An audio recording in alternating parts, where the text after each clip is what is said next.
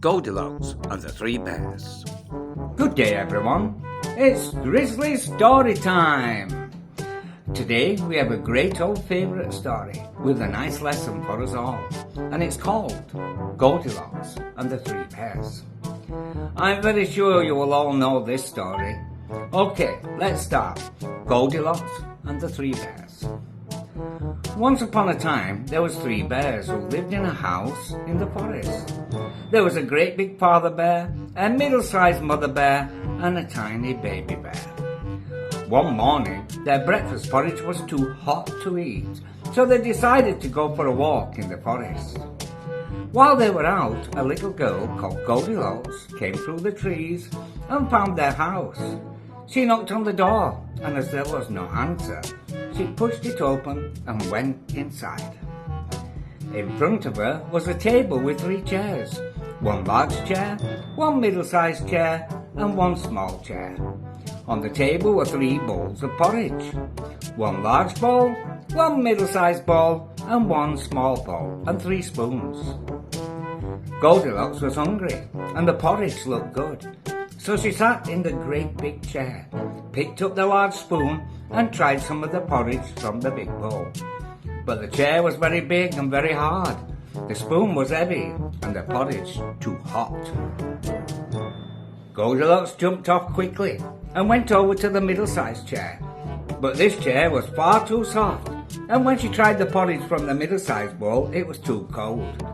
So she went over to the little chair, picked up the smallest spoon, and tried some of the porridge from the tiny bowl.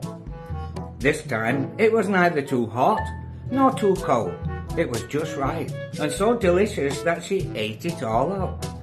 But she was too heavy for the little chair, and it broke into pieces under her weight.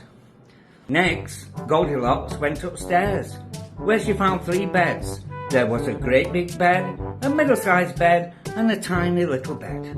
By now, she was feeling rather tired. She climbed into the big bed and lay down.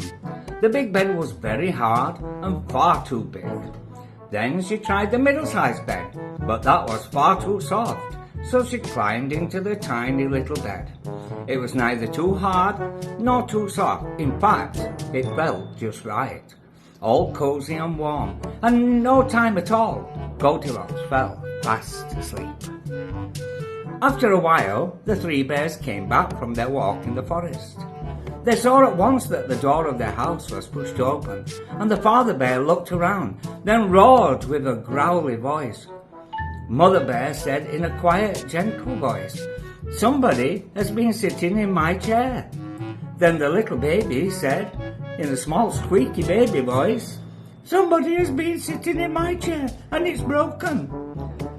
Then Father Bear looked at his bowl of porridge and saw the spoon in it, and he said in his great big growly voice, "Somebody has been eating my porridge."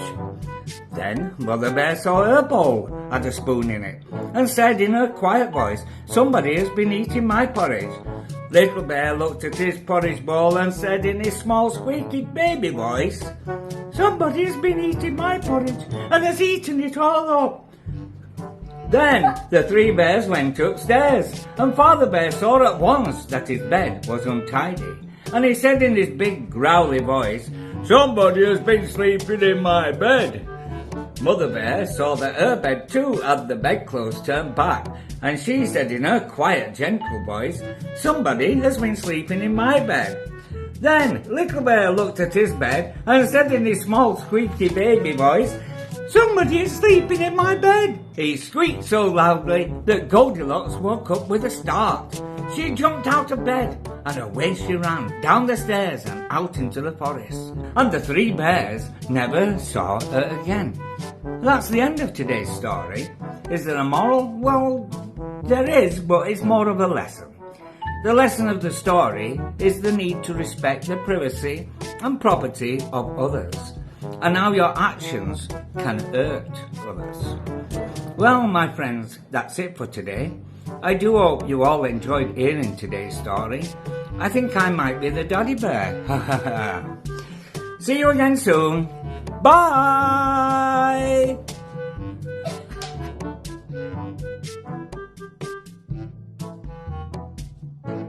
The Boy Who Cried Wolf.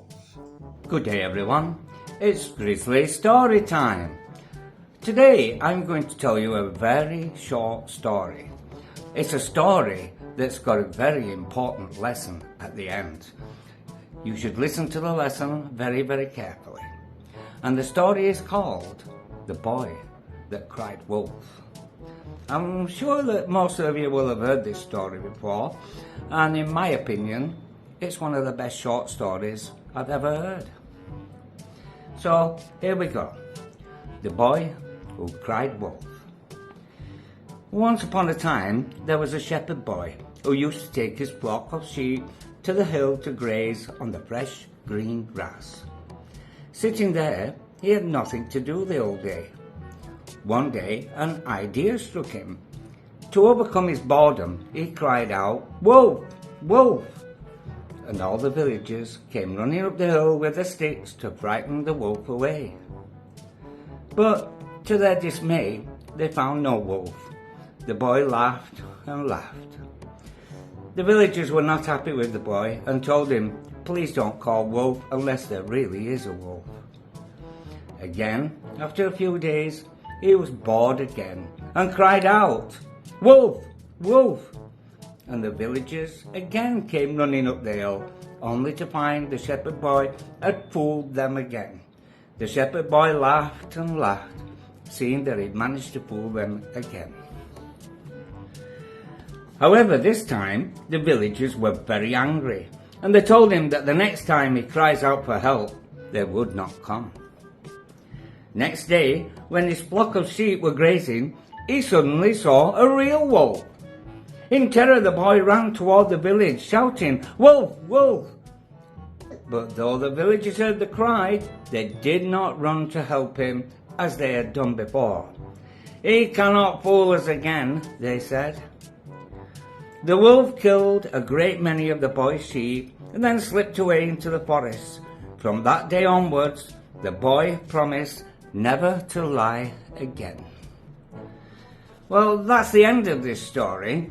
Now the moral or the lesson of this story is that people refuse to believe a liar, even when he's telling the truth. I think if you always tell the truth, people will treat you well. So that's it for today. I hope you enjoyed today's short story. See you again soon. Bye!